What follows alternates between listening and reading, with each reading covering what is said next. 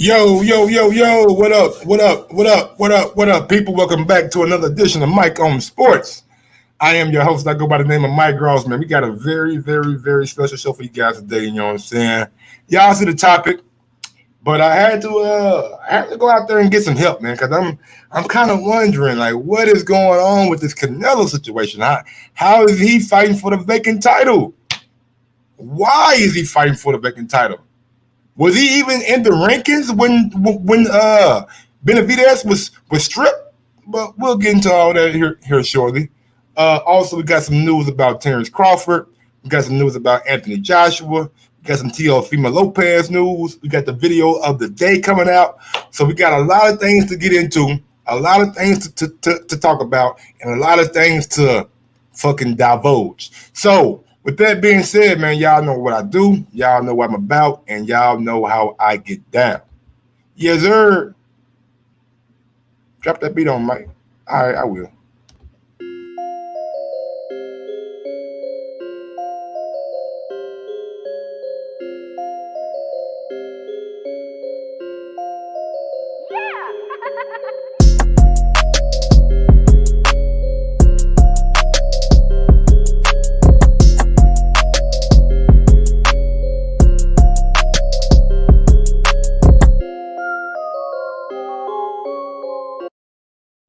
Yo, yo, what up, Fresh BX? What up, Trey Miller? What up, PG Darrell? Armani Riviera? Leonard LB's Nose, what's good? Rubisky, 1978, what's going on?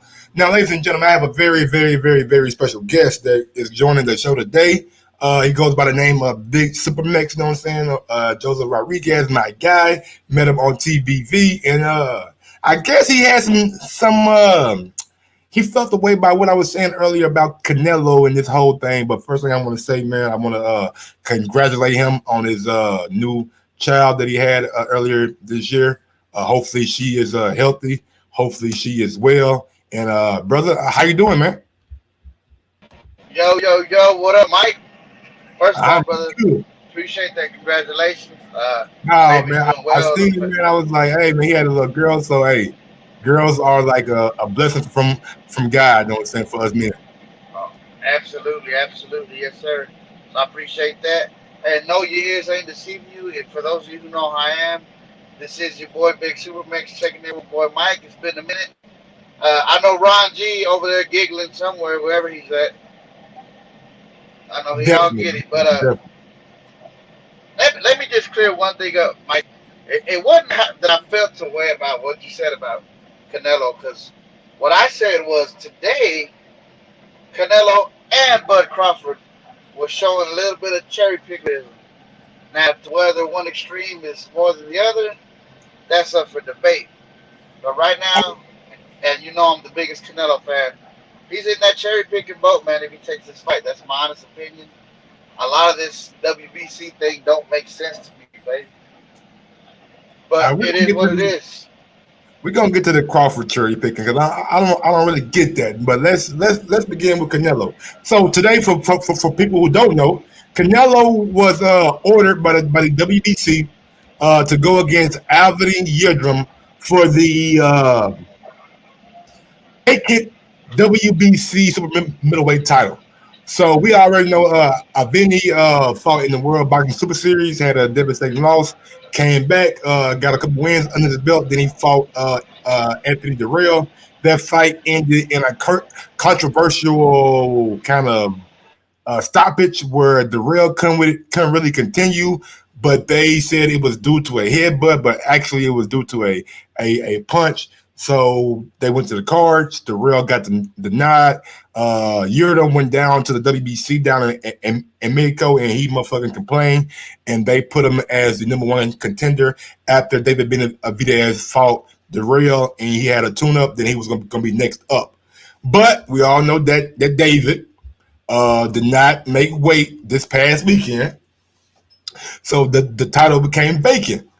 Now, less than 5 days? What? Probably shit, what even 5 days? The WBC had a council, the WBC Board of Governors, and I'm about to share it on the screen right now. They had a meeting, and I'm gonna read you the details of this meeting because I was kind of thrown off because I did my little research. I went back and looked at the rankings. You know what I'm saying? Big ups to Ron G for posting some different rankings in the chat. But before he did that, I was looking, and yeah, Canelo, he wasn't in the 168 rankings at all. Like, he wasn't nowhere to be found. Like there was no mention of his name. He was at 160 for sure, but at 168 he was not there. So let's get to the But quotes. do you know why that is, Mike? Go ahead. Do you know why he was in the rankings? Explain to me, because I do not know. It's because he technically holds the WBA regular title. Franchise, so he's technically a world champion. Yeah. And sanctioned about it. And we have that right here. We have the exemptions right here. So if you look at my screen, then you guys can see. Maybe you guys got to motherfucking zoom in a little bit, but this right here states, and I have it in my. Let me get this shit, man. I can't even see it on the screen. Right here, bam. It states, affiliated title champions is Commonwealth, LeBron Richards, and Continental America's Mike, whatever. Then it goes down to NA, not available. This shall be limited to other organizations' champions. Interim not listed above. Any opponents of those champions in a scheduled defense, and those who cannot fight due to medical, legal, or personal issues. So what they're saying, anybody who is in a champion in another division won't be eligible. And at the bottom it says Callum Smith, Saul Alvarez, and Johan Congolo. I have no idea who Johan is, but yeah. So with that being stated, I don't know how they go from that right there with that on their website to going to have a meeting with the board of governors and making the determination about Canelo and Yildirim. Do you have anything you want to say before I get to that? I believe that they petitioned for that. Who petitioned? If I'm not mistaken, so Canelo's team had to petition to get that slot for the 168 title. I know there had been some Twitter buzz about him being interested in that belt as soon as it became vacant. Now, how true that is, I'm not 100% sure, but the rumor is Canelo's team petitioned for that, which to me doesn't make sense because I thought the franchise title carried through weight classes. I thought so too. I thought that was going to be like the scapegoat, them saying he's a franchise title holder, so he can petition or he can challenge for titles in other divisions for the WBC. So I thought that's how it was going to be too, but I haven't seen like an official statement from the WBC explaining how they came up with this decision. But the article, let's get to this article real quick. And I'm going to just get to the quotes. No need for me to read anybody else's writing. It says, the WBC Board of Governors has voted 36-1. I wonder who that one dude was.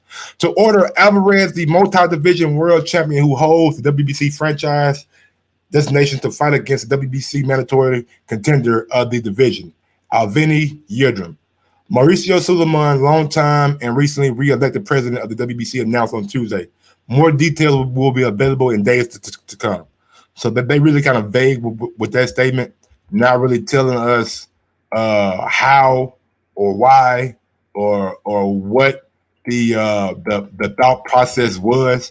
So with that being said, man, like if you're coming out with a statement that vague, I'm not really feeling it. Honestly, I would like to have a little bit more transparency to let me know why 36 guys voted in favor of a guy who is not currently in their rankings at 168.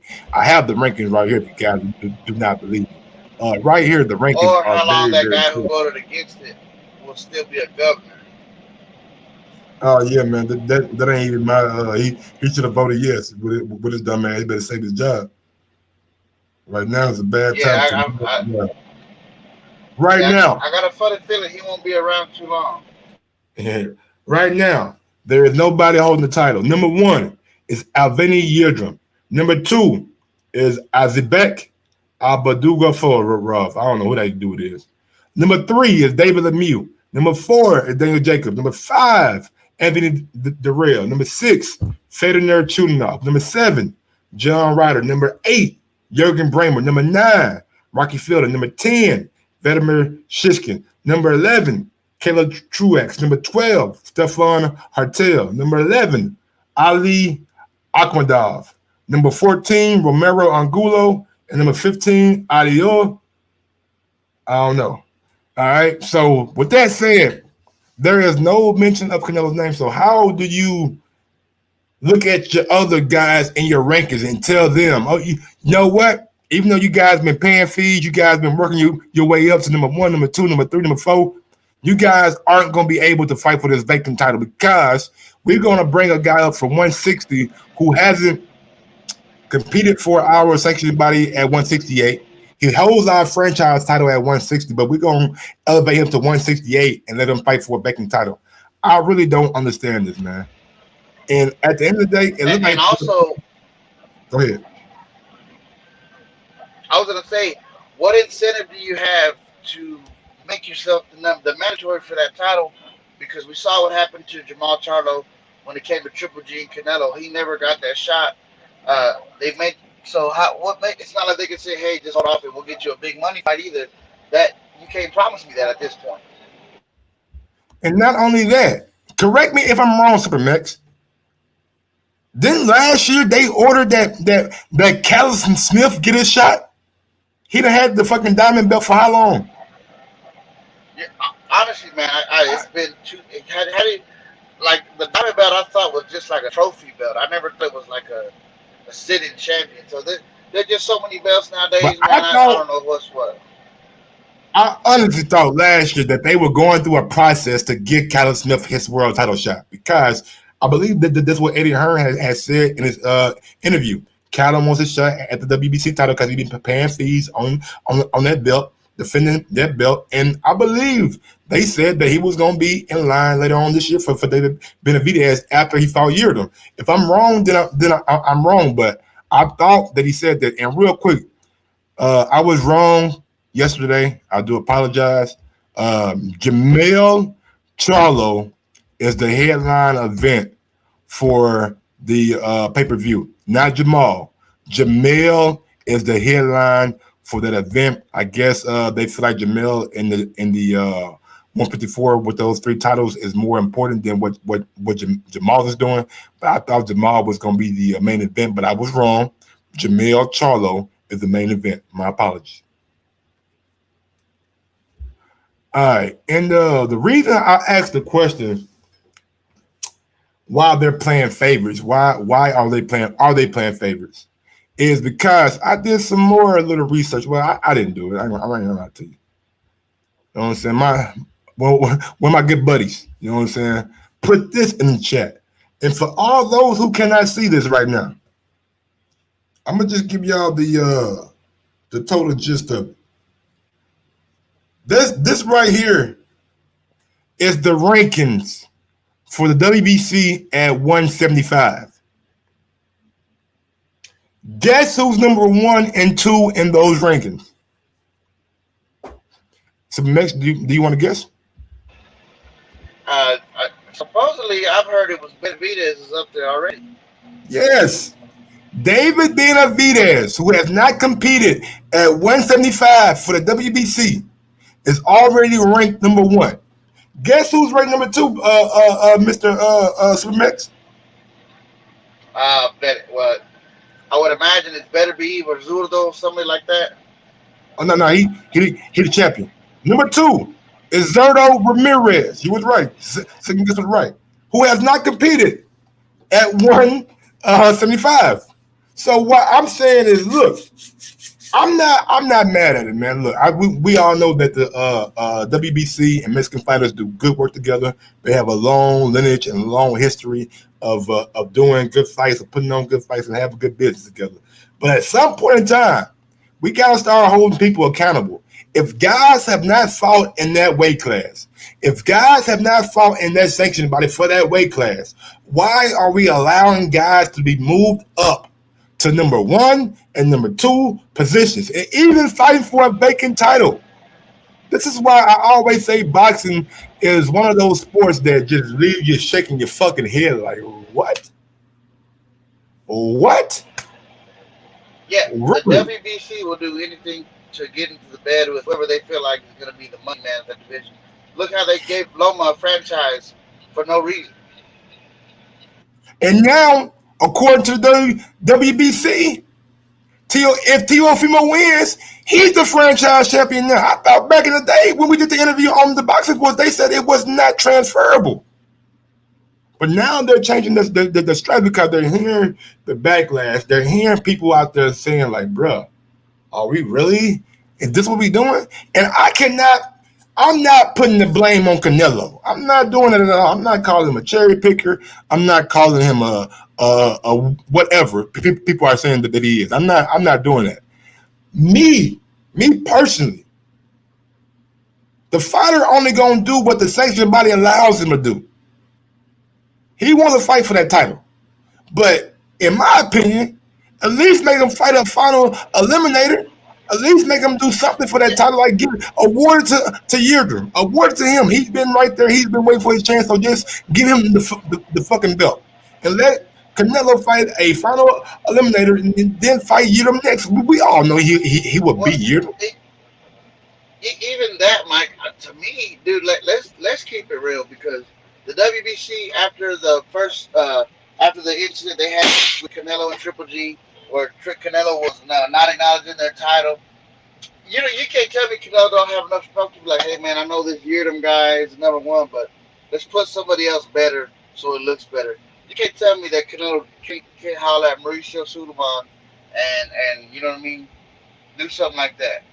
Absolutely, but there was backlash that came out by this from other fighters. I would share the Twitter, and I'm gonna get on Twitter and share it, but I'm gonna show y'all the people's response to it or whatever. All right, no problem, Supermax. Do your thing. So Billy Joe Summers came out and says, didn't see Canelo won the WBC belt when David Benavidez had it a week ago. Cherry picker, and that's absolutely right. How long have I been saying? I've been on this show. I've been on my channel. I've been saying it for a long time. I ain't got to repeat it because I've been saying it. I've been saying it. Canelo didn't want no part of David Benavidez. And to me, that's the fight you make.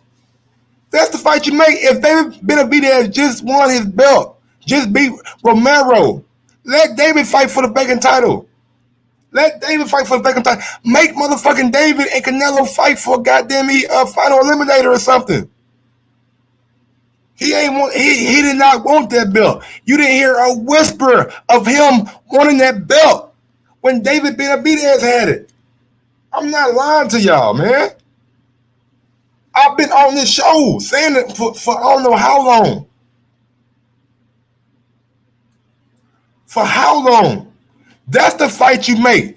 Benavidez, Canelo. Benavidez, Canelo. That's the fight you make. Canelo and Benavidez can pay Yildirim fucking step aside money. He'll take it. He'll take it. He ain't never seen that kind of money in his life. Give him $1 million. He'll be like, all right, $1 million not to fight? Cool. Cool. But, again, you just bypass Callum Smith? I'm going back to that. We just bypassing Callum Smith? I thought Callum was going to be in line. I thought this what came out after the WBC convention. Let me look it up. Let me look it up right quick. Look at all my goddamn Googles right quick, man. Callum Smith, WBC. Let's see what pops up. Oh, I wasn't wrong, huh? I wasn't wrong, huh? Hold on. Let me see. Oh, okay. Okay. So, big ups to badlefthook.com. WBC names Callum Smith mandatory challenger. Orders, whatever. The WBC has released a fresh set of rulings, and this was December 2019.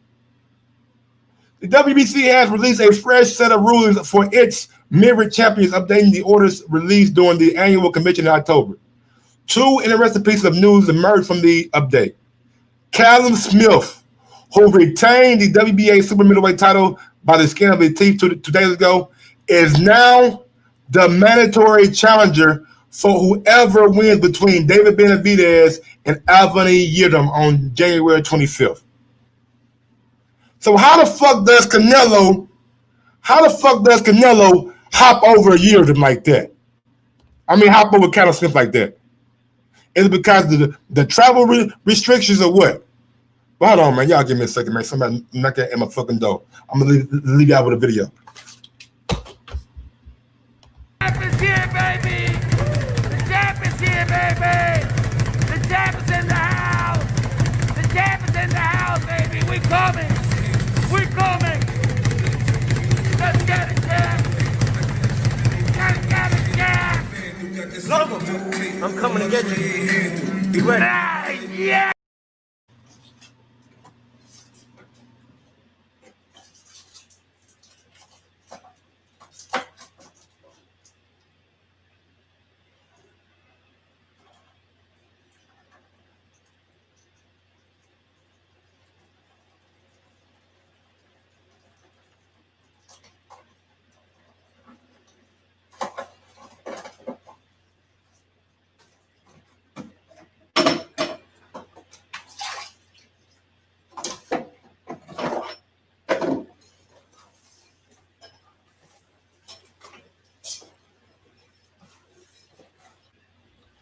I'm back. So with that being said, man, I don't see how Callum Smith was able to get pounced over by Canelo. Does not make any sense to me. It just at the end of the day, man, like they playing favorites. They playing favorites, bro. Like there's no other way you can put it. There's no other way you can say it. There's no other way we can really do it, man. They playing favorites. Canelo seems to have one of the easiest paths to like getting their glory. You know what I'm saying? Like he goes up and fight a weight drank Kovalev, gets glory. Moves up to 168, fights Rocky Fielding for a vacant title, gets glory. Beats Triple G, but both fights were pretty close. But he beat him to me both times, so he gets glory. When are we gonna start demanding that he fight the best dude in the division? If he had 160, why you ain't fighting Charlo? Why you ain't fighting Andrade? If you had 168, why you ain't fighting Caleb Plant? Why you ain't fighting goddamn David Benavidez? I don't understand it. We propping this man up to be this great thing, but there's guys around him. There's guys around him that can challenge that greatness. You can't walk around saying you're great when there's another nigga that's a champion in your division. Andre Ward couldn't say he was the best 175 pounder when he beat Kovalev because it was another nigga in his division that had a belt. Adonis. And honestly, I ain't seen no negotiation with Adonis between Ward and him. Ward tired. You cannot call yourself the best dude in the world when there's a guy who's a champion in your division. And you acting like these motherfuckers ain't exist. I don't get it. I don't understand it. Now, go ahead. Hold on now. But also, at the same time, it ain't like these other guys are sitting fighting each other either. You know, if you are the top, fuck all that shit, man. Look here, bro. If you are the top dog in your division, you know everybody gunning to fight you. If you let it be known, if you come out and let it be known, look, y'all niggas want me. You know what? I will give y'all the fight, but you guys gotta fight each other, and the winner gets me. Simple as that. If you come out and make that statement, those guys will fight each other. But they gonna fight each other for what? For what? For a small payday? They want the big payday. They want Canelo. That's the problem, though. See, everybody say, "Oh, I'm a competitor at heart." Okay, but if you're really that competitor, and it's not just when it comes to Canelo, it comes for everybody else.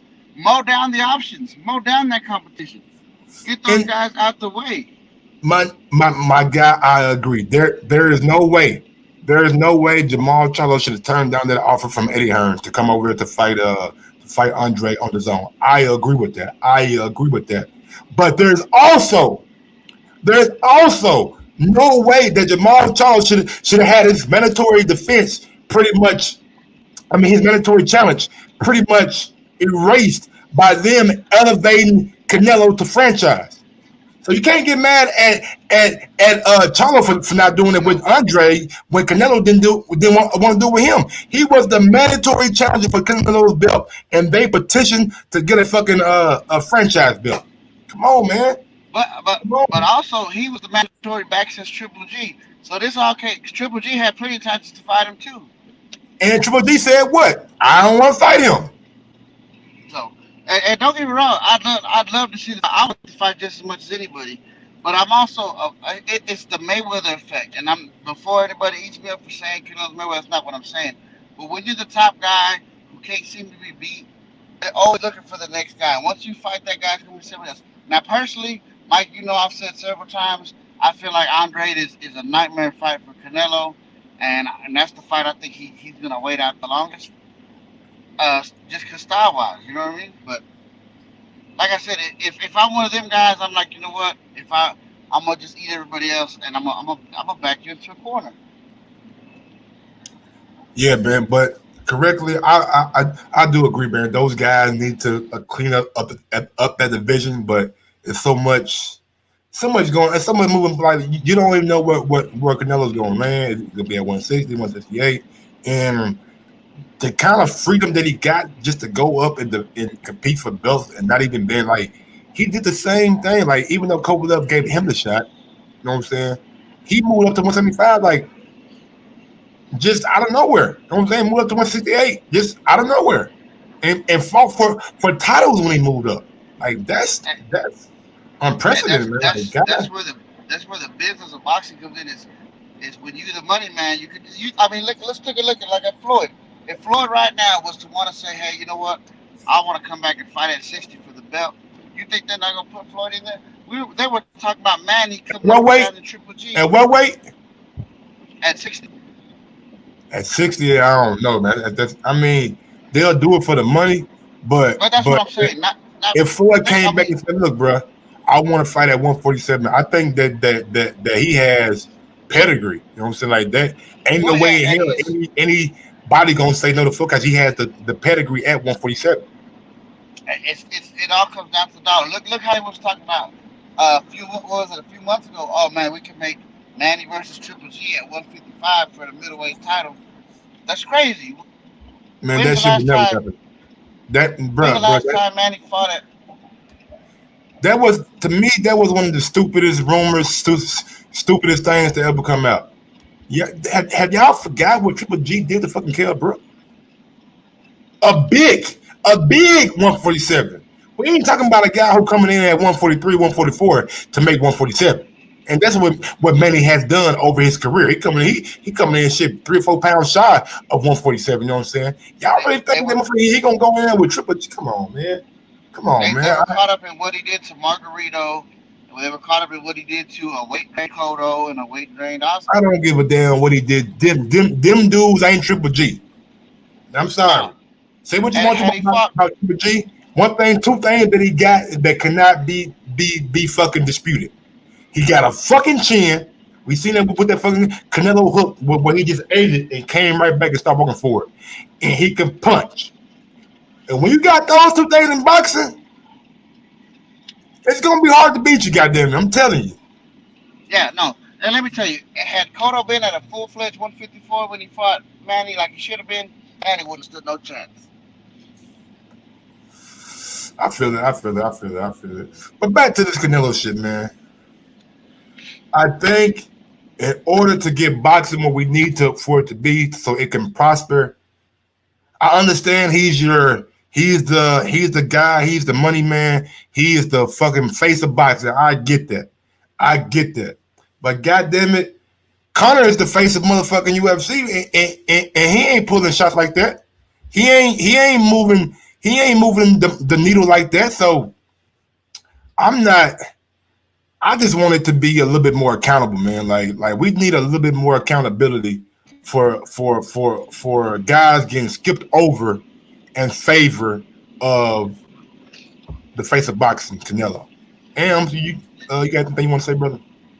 Yeah, I just can't believe that we acting like Canelo. These pieces are just falling in his way perfectly. Like he's not going out with this intention to do these things. Like he just randomly, people are randomly suggesting weight clauses and all sorts. Like no, like I mean, honestly, with right here, this kind of did just fall in his lap, bro. They went for that shit, bro. Is it just a coincidence they picked Canelo? Come on, man. I mean, what I'm saying is, Mike, let's be real. Real quick. All I'm saying is that Canelo's team didn't know that Benavidez was going to miss weight Friday. Okay, they didn't know, right? Okay. Do you think they were interested in that fight before, when he had the belt? Man, did he express any interest in fighting Benavidez? You watched the show. I've always said Canelo ain't mentioned Benavidez's name. Okay. So we know he never applied for that belt before, or even seek, because he's a franchise champion. He can get that fight easy. He applied for franchise status because you have to apply for it. Mauricio Sulaiman said this, and he avoided the Jamel Charlo fight. And now he's luckily, it is luck, but it worked in his favor. He's intended to go for the WBC 168 belt. And people talk about, look who he's fought. Like, bro, in recent history, the guy's only fought two guys. I'll say three. Daniel Jacobs, Golovkin, and Kovalev, all on paper, right? But look, you know their age. Look at their age. Look at, like, where his age, people in his age group that are champions, he acts like they don't exist, like they haven't done anything. But the older generation, he's willing to fight them guys. Now he wants to fight Avni Yildirim. Avni Yildirim used to be his sparring partner. You could just type in YouTube, Avni Yildirim, Canelo sparring.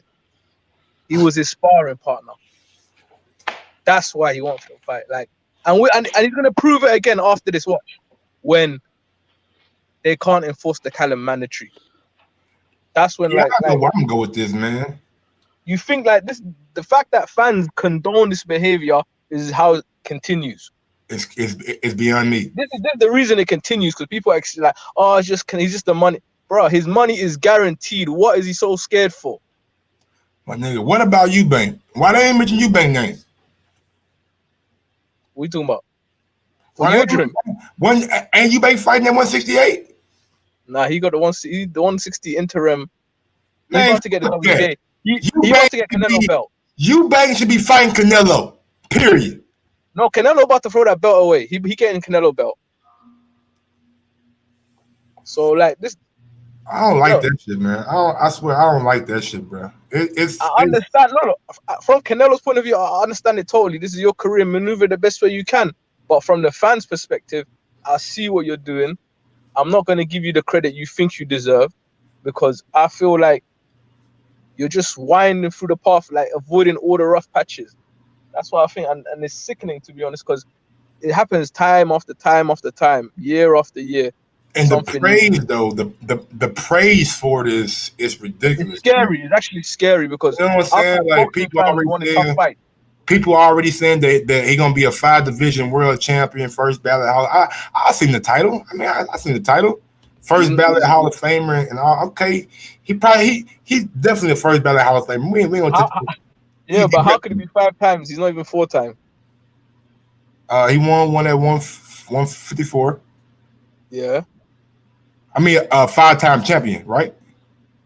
Let's He's say 2 5 times at division or 5. 154, I said once at 5-time 60. champion, not 5 division. All right. Are we talking the amount of times he's dropped the belt and picked it back up? Do we count I those? guess, man, bro. Look, I don't care I about this. thought that- Wait, I don't Yeah, know. that- I don't- what, hold on. The only belt he dropped and picked back up was at 60. Yeah. So do we count that as two different? So, Like, but you say how many times? No, we're counting once at 60, 2 at 54. one at One, 75? technically, I don't count the one at 68. Some people do. Now you And then can't one at count that. 75. You can't count that. You beat Rocky Fielding, a weight draining Rocky Fielding. Yeah, no, I don't count the Rocky Field in the championship because they're still a super champion. Yeah. And real quick, if you want to talk about weight draining, you need to blame Virgil Hunter for that. Virgil Hunter is the one who put the weight clause on Canelo, and that's where all this shit stems from. Way back in 2014. Virgil Hunter. Virgil Hunter, at the Angulo fight, they made Canelo obliged to a weight rehydration clause. So they're the ones that put that idea in his head. Oh no, but like, you can't blame them for him implementing it. You know, like, yeah, they're guilty of it themselves, and they got their fighter knocked out. Congrats, Canelo overcame it. But It's the same thing You like with can't- catchweights. Manny can't invented just say- you can't catchweights say- and then got mad at everybody else for using catchweights. who? Say that again. I said Manny Pacquiao was the most prevalent for using catchweights, and then him and Freddie started bitching about everybody else using catchweights. Bro, it's the same concept. No. Rick. I mean, sorry, how could you, Rick? My bad, Joseph. Oh my God, so sorry. Mike, you I'm know, I ain't gonna lie, but you kind of sound like Rick right there. I ain't gonna lie to you. Right then at that moment. At that moment, you kind of sound like Rick. My bad. What was I say? Yeah, look, those are fights that these fights are deciding to go. Like, there's times, like, it's fair. He's the challenger for Rocky Fielding. He's the challenger, demanding, telling the champion, yeah, to fight for your belt, you need to have a weight clause. And the same to Kovalev. They're the champion. He's going. You know what I'm saying? And they, like, no, I agree. I know, I agree. I know. But at the same time, it's like, bro, you these really guys are gonna give up all prize that fighters. money? No, but you can't blame them for taking it because they're prize fighters. They're saying, but these I'm the only also not gonna conditions I blame can earn somebody this for money. taking advantage. But No, I'm I can't. real with you. I blame the fact that boxing as in a totality, as a whatever you want to call them, organization is allowing shit like this. Like, how can you tell the champion? And I get it, like, he's the money. Like, if you got money, you got power. That's how it is, straight up. Yeah. WBC love those percentages on those kickbacks fight nights, but I get what. But I'm just expressing my frustration personally. I'm saying, yo, Hey man, look. really, I'm Don't let with nobody it. get it twisted. I completely agree. But shit, I ain't gonna sit here and tell you if I'm in that position, I'm gonna take the same advantage. That's That's what just I what said it that is. earlier. I said that earlier. If personally, I understand it, but I'm not gonna sit here and make excuses to why it's acceptable. I'm here as a fight fan. I pay to watch fights. But I want want to I put the pay heat to. on I Virgil want to Hunter see. where it belongs. Hey, man, Cool, you can blame, hey, but that's pick it up, deflection right there. real quick. We about to change the whole subject. I think we kind of got this Canelo thing Oh, down. shit. Javier. Yeah, Javier in this bitch. And Hello. this Hello, is what the Mike. smoke coming from right here, because this is what Joseph really want to get into. He called my nigga Crawford a cherry picker, and I'm not understanding the sentiment behind him saying Crawford is a cherry picker. Now, real quick, we're gonna touch on some things real quick before we dive into the conversation. All right, so this came out today. Damn, Javier, you got a mullet? Oh my God, man! Don't joke right now, man. Let me pass this off real quick. Why man. you do that, Ham? Because how we going to say something back? I'm out. First off, Anthony Joshua will be a part of Sky's team at fight camp for Dylan White and Povetkin on Saturday night, so you guys can look forward to some commentary from Joshua during the fight. So big ups to that. Breaking news, not really breaking news, but Dylan White will have Dave Caldwell in his corner to work alongside new trainer Xavier Miller for the fight against Povetkin on Saturday night. And real quick, Ams, I want your your reaction to that, because you're a Dylan White fan and you're over in the UK. How do you feel about Dave Caldwell being a part of Dylan White's team now? It can only help, to be honest, man. Like, Dave got experience. The new coach is quite in it. Like, he's doing his thing. I'm not gonna say he's inexperienced, but I don't think he's had a fight on this stage before. So it's just a plus, to be honest. Like, the more the merrier. Yeah, I think that, like you said, Dave got the experience. You know what I'm saying? I've seen him on Sky a lot with like the different fighters. You know what I'm saying? He never really like sticks with one fighter that long, but it seems like he's a good coach. He has some. Yep, Tony Bellew. He did do good with Tony Bellew. And speaking of Tony Bellew, he will be. Wait. We still on Dylan. Wait. Go ahead. But if Dylan gonna come in built like a pregnant auntie, because if he come in like that, he gonna come in shape. He look in shape though. He look ready. Like he been down in where he been at AMS. He been down Portugal. Yeah, Portugal working on something by the river by the sea and shit. So he should be in shape. Y'all told me El told me last fight he was gonna come in shape. I didn't say that last He fight. said no, El. You said he's been working hard. He's been working hard, bro. I swear, bro. He's been working hard. He's gonna come in. He's gonna get that win, bro. And that nigga came in 280 like a pregnant auntie. He came in big, El. I know. He go in there like that and Pavek, he gonna catch that left hook. Bro, like, even if you come in shape, I'm still worried about the Povetkin fight. Povetkin, bro, he's sharp. I'm only worried about Povetkin for about 4-5 rounds. If he gets that, I'm not worried about him no more. I'm not even worried about him no more. Like he's showing over time. Like, but besides that Michael Hunter fight, where I think they fighting and work in that little show Eddie do every year. Well, where's it at? Monte Carlo, Monaco. Where that shit at? Nah, they fought in Saudi, man. What? Who? Michael Hunter, Povetkin. I thought that they fought down at the little Monaco shit. Nah, that was Eddie. That was the AJ undercard. That was the co-main. Oh, okay, but I don't know what drug testing was going on down there tonight. I'm not saying Vada was there, man. Stop it, man. I don't know, bro. Cause the way I ain't never seen Povetkin look like that in the later rounds, bro. Unless he was on that shit. He did the same shit against Huey. He knocked Huey out. No, he didn't. He unanimous decision. He fought Huey Fury? Yeah, before Hunter. Damn. Yeah. He a tough 4-year-old Russian, man. Them guy, bro, he's been on the same weight since he started fighting. Like, check it on boxing. It's the same weight. Like. All right. Well, real quick, man, let's go ahead and get to this Teofimo shit right quick, man. Dylan White. Who y'all picking right quick? Since I got 5 motherfuckers on. I'll be back. All right, peace out. Who y'all picking, man? Anybody? I got Dylan White. Yeah, you know my pick, bro. What do you mean? Come on, Mike. I know it's Dylan White. And we doing a show today. They don't know. All right, you go. Let's ask Joseph. Joseph, what do you think about that fight? Okay, so logically, I'm saying Dillian, but in my heart, I want Povetkin to win to get Dillian's ass out the way, so we can quit hearing about that shit because we need that big fight between. He said, "In my heart." I want Povetkin to win. That is hate. I know what you're saying, Joseph. I know what you say. Don't worry, bro. Okay. Oh, Am show no, boy. Because in his heart, he wanted Fury to win that last fight. Oh yeah. Oh, you lying? Dog. You lying? I want it. I agree. I'm just saying what Ams was thinking. I'm just being real with you. Yeah. So this weekend, I'm Team Povetkin, but I think Dillian should get it done. What y'all think about that Joe Smith in a Alvarez fight, man? Y'all know me. I'm a Joe Smith. I'll go Alvarez. I'm a Joe Smith guy, man. So I'm running with Joe Smith. I think if Joe can land this shot, no matter if it's the first round or 12th round, if Joe can land a shot on Alvarez, he can get him out of there. I'm telling you. Bro, Alvarez showed me against Kovalev. He's tough, bro. He didn't even show he's tough, but he didn't even show. Even the second fight, he got hit with like 900 punches or some shit. Yeah. But and Joe he was walking. Huh? Joking punch though, man, like 6'3". Yeah, but let's not forget, bro.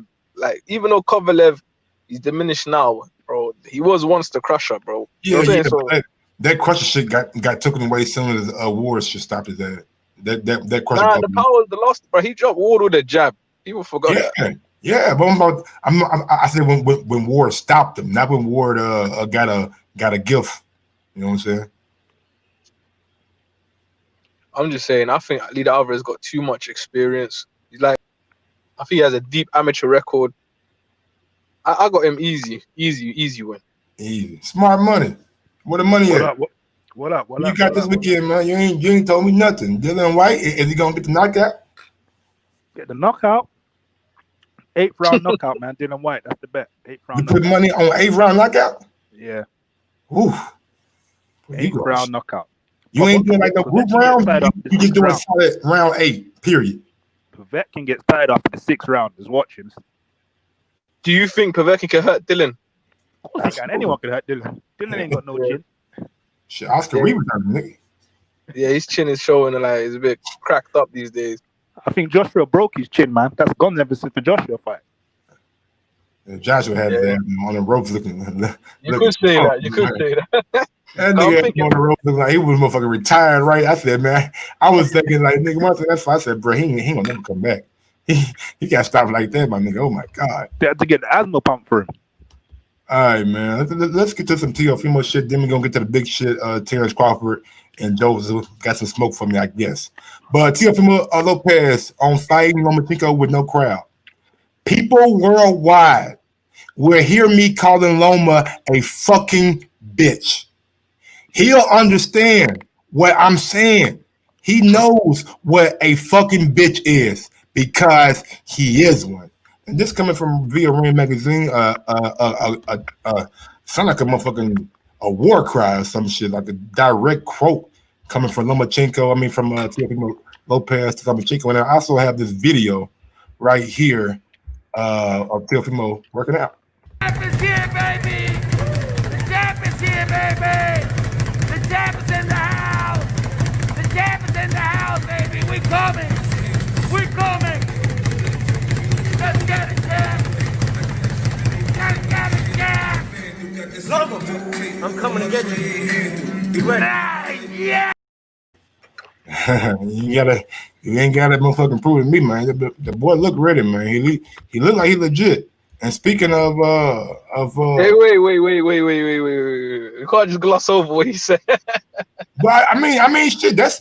I mean, I read it, so I know what he said. I mean, to me, nigga, you going to battle. Nah, he's afraid. He's afraid. Shit, what? You supposed to be nice and be polite to a motherfucker? Nigga, we ain't going to war. And if we going to war, you a fucking bitch. Period. Yeah, but where is this coming from? I remember like 7 years ago, there was this young Latin dude that we thought was gonna beat one of the best boxers of all time, and it didn't work out like that. AB, Victor Ortiz. No, the Latin dude lost. He fought one of the greatest fighters of all time. We all thought it was time for a changing of the guard. He was young and up and coming, little redheaded dude. Are we talking Canelo and Mayweather? Yeah. Okay. I like the analogy, bro. But yeah, let's be honest. I think the young pop. Sorry, go ahead. Not the same level as Mayweather. Yeah, I don't see Chico being on that Mayweather level.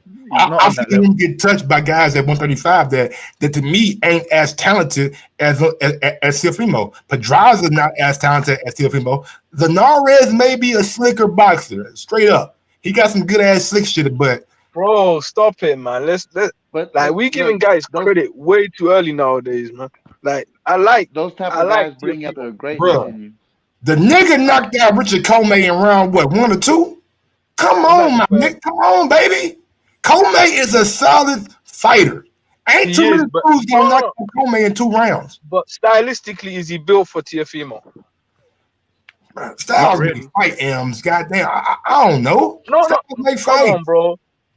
Like, let's be real. He's a come forward fighter. Teo got power. They're gonna meet. That's how Teo wants to fight him. He's like, yo, I'm more. He's more. Teo got better refined skills. It's a hard fight, but it's tailor made for him. At the end of the day, Lomachenko, like I know people, like a lot of people are guilty of blowing too much smoke up his ass, but the guy is good, bro. Let's just Yeah, man, I'm not saying the guy is phenomenal. No. Let's just actually think phenomenal. about it. Like two gold medals, one loss in amateur ever. He's phenomenal, but four experienced pros, second, third fight, Gary Russell, Salido, like bro, like he's showing to like he's not the same as some of these guys, and I think like someone as young in the game as Tio hasn't learned enough to take advantage of his physicality against Lomachenko. I feel like he's gonna try fight fairly, and Lomachenko's gonna get a clear points decision. Sometimes you have these what I call anomalies. You know what I'm saying? You have guys like a John Jones who at 22, 23 years old became a world champion. And it really beat legit guys all the way up, you know what I'm saying, until where he is now. You got Floyd Mayweather, you know what I'm saying? You got Canelo, even though he lost to Floyd, so that's kind of like a bad example. But I just think Teofimo could be possibly like one of those anomalies. Lomachenko I don't think let me finish real quick. All right. So you think Teofimo could be one of the best Can I finish my statement real quick? I believe at a certain point, weight matters. Yes, I agree.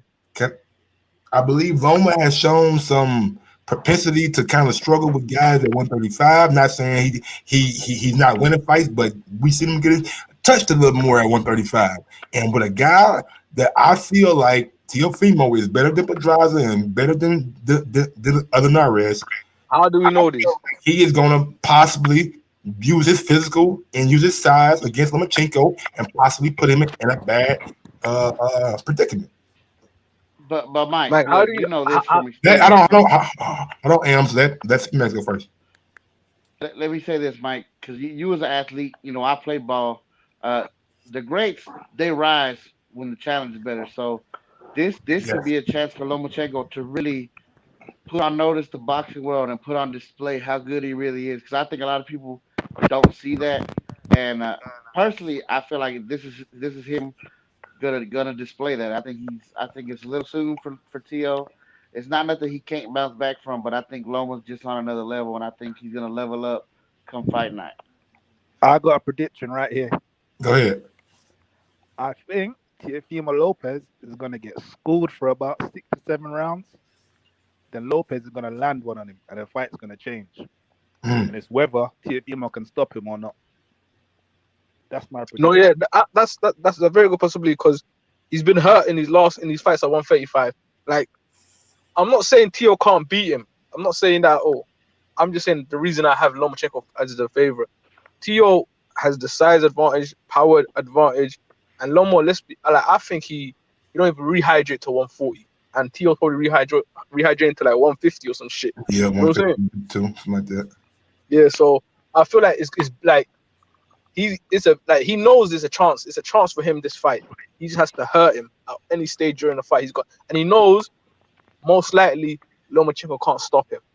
Not like make him quit, but physically stop him. So that shows that he has the whole fight to hurt Lomachenko. And I think people have given him the blueprint already as well in Lomachenko's last couple of fights. They've shown him how to hurt Loma. Mm-hmm. The only thing that scares me about Lomachenko is the fact the motherfucker gave up money to fight this nigga.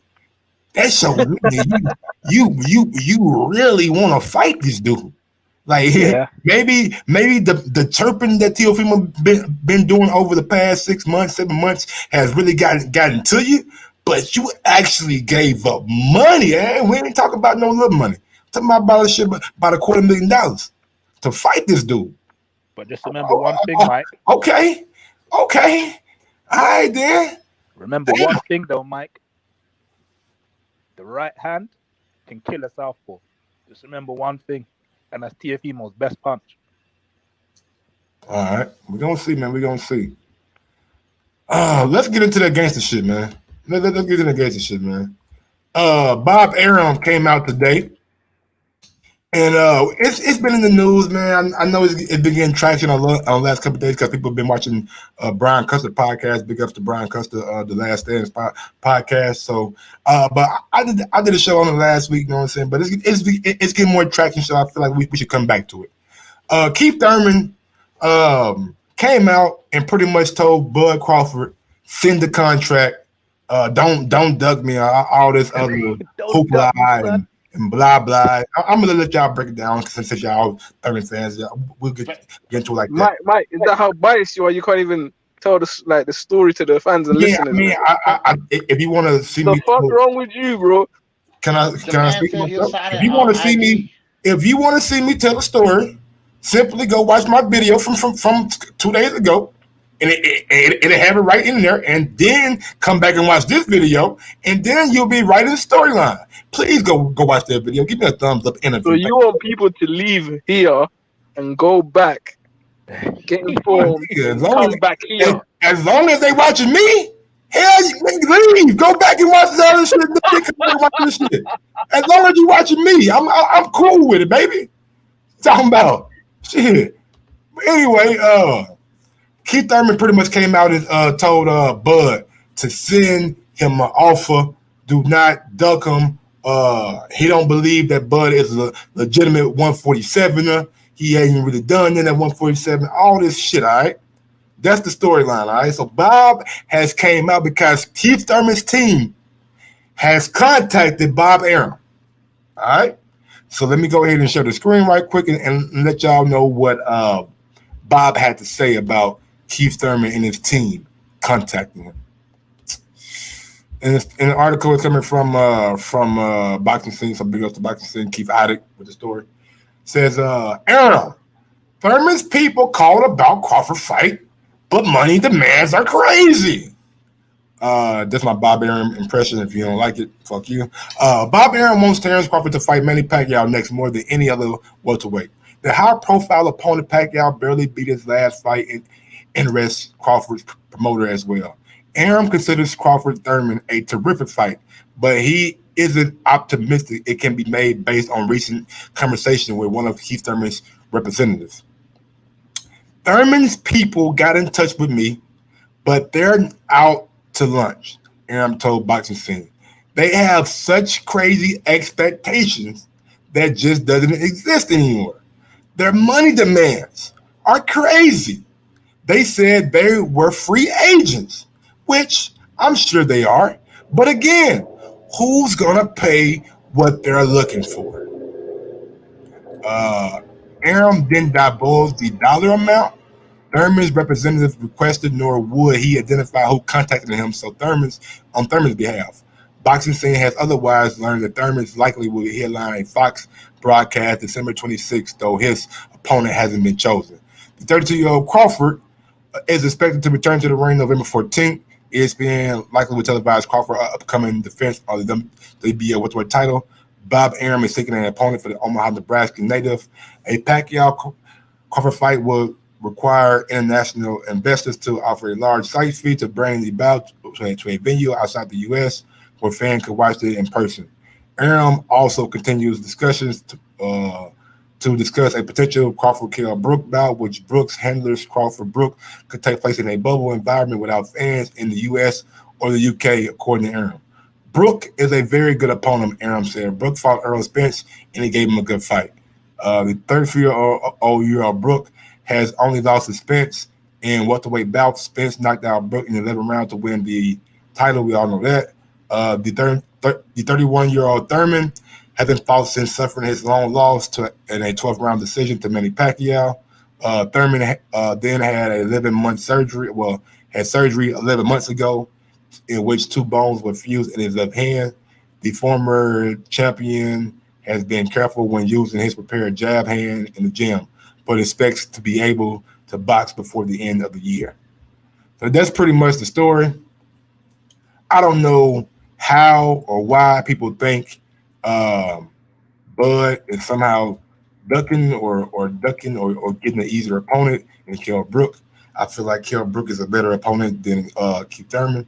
One, he's not coming off a loss. Two, he's not coming off an injury. 3, to me, he has a better skill set, and pretty much Kell Brook and Thurman have the same At, issue. at 4, And he's coming down in weight. he's coming down in weight. Come on, man. I thought he fought at 150 his last fight, so he coming down 3 pounds. When is the last time Kell Brook? And Kell Brook, for years, when he was at 47, was said to be struggling to get to that weight, Mike. He wasn't disciplined, man. Still If in you were, such and we brought this up the other day, if you are a pro fighter and you know that you can't compete in the next division up, you have to be disciplined. We see Thurman blow up. People that don't say, oh, Thurman should go up to 154. Kell Brook is not a 154 pounder, man. He fought at 150 his last fight. He did that to show people that he could possibly make 147 if need be. possibly, if need be. That don't mean he's gonna make it easy. That don't mean it's gonna be a good weight cut. Come on, Mike. We know what's happening here. Bruh, ask any fighter out there is a weight cut good. They gonna tell you hell no. That's what I'm saying. That's But the this worst is part gonna be of even worse. the camp. But you It's gotta gonna be do even it. worse for him. And he's You're a older. How old professional. is You Kell gotta Brook do now? it. And you getting a title shot. You ain't gonna sit here and tell me Keith Thurman coming off an injury, coming off a loss to a 40-year-old Manny Pacquiao. Coming off a split decision with Manny Pacquiao. Man, he still He don't lost. know how to celebrate. He still lost. So you telling me you prefer Kell Brook over Keith Thurman? 1,000%. 1,000%. 10,000%. Honestly, Mike, I find it hard to believe, champ. it's hard to believe. It's the truth. I hear what it is. I know Honestly, what it is. honestly, me too, Joseph. Like, I don't think this is the difference between me and Mike. I don't think Bud's gonna fight Kell Brook. That's what I think. That's a tough ass fight, bro. Honestly, I don't think he's gonna fight Kell Brook. and that's why I want to fight, cause me and him on the same page. Kell Brook is gonna be a problem. Straight up, it ain't gonna be no Amir Khan fight. It ain't gonna be no fucking Jeff Horn fight. It's gonna be a competitive fight, and that's why I want to see it. I don't think Keith Thurman is gonna be competitive at all. Nah, you crazy. Now, don't get me wrong. I honestly don't think Keith beats Crawford, but I think it's a very competitive fight. I think it's a clear win for Bud, but it's Who does better, Joe? See what it is Mike want the real welterweight champ to do all the heavy lifting, get all the names out the way. We sent Danny the offer before Earl gave my offer. Hey Joseph, come on, man. You know Errol busy, man. Come on, man. No. Now what I'm saying is they sent Danny an offer before Earl even thought about fighting Danny. Think about that. And Danny never sent a counter offer. And Joseph, They you can't. They sent him an offer for a 10-piece nugget and a large fry, man. Joseph, you can't If say you that. You know want why? a Big Mac, send him an offer back. God damn it. Hey, Mike, chill, bro. Listen, hey, Joseph. No, man, I'm just being like I'm trying to be entertaining, man. Don't fuck up my foot right now, bro. Don't tell me shit out. You lied. This is your real emotions coming out. Right. No, man. Joe knows how. This is what Ron G been waiting on all day because he wants. Joe knows all love, man. Me and Joe have many Bud arguments. He called him Bud Light and all kind of shit. So it's like it's all love. Look, Bud's man, gonna dump. Bud, no. If Bud don't fight Thurman or Brook, what do you think about him, Mike? He gotta fight one or the other. Now, what if he don't fight none of them? he can fight Cashapp. Uh-huh. If he fights to Shera, then I ain't got a problem. But Castellano got that right. Yeah, that's a man. I think that's been ordered. It's like a mandatory something, right? So with that being said, man, I would prefer the Kell Brook, but honestly, if he can't get Kell Brook and Thurman got a proposed date of December 20, whatever fuck it is, Thurman's better on his resume. I wouldn't mind seeing Keith Thurman fight Kell Brook. It's been talked about. Man, Keith is not fighting Kell Brook, bro. Stop that shit, bro. Look, Kell Brook's the kind of fight. What he saying? Keith Thurman can't beat Kell Brook, Ams? He can't beat Kell Brook, man. Oh, you That's don't a fair think fight. Keith He can't can, whoa. You don't think Keith can beat Kell? Hell no, I'll bet crazy about a body of Kell Brook to beat Keith Thurman. I'm right there with you. Wait, what about you? Forget that. I want that money. I want to take some of M's money. Ooh, he think Keith Thurman can be. Hey, Joseph, and no right one takes my money. You do now, know that, right? Real quick. Right now in the chat, if you think Thurman will win, push T. If you think Brook will win, push B. Simple as that. Go ahead, John.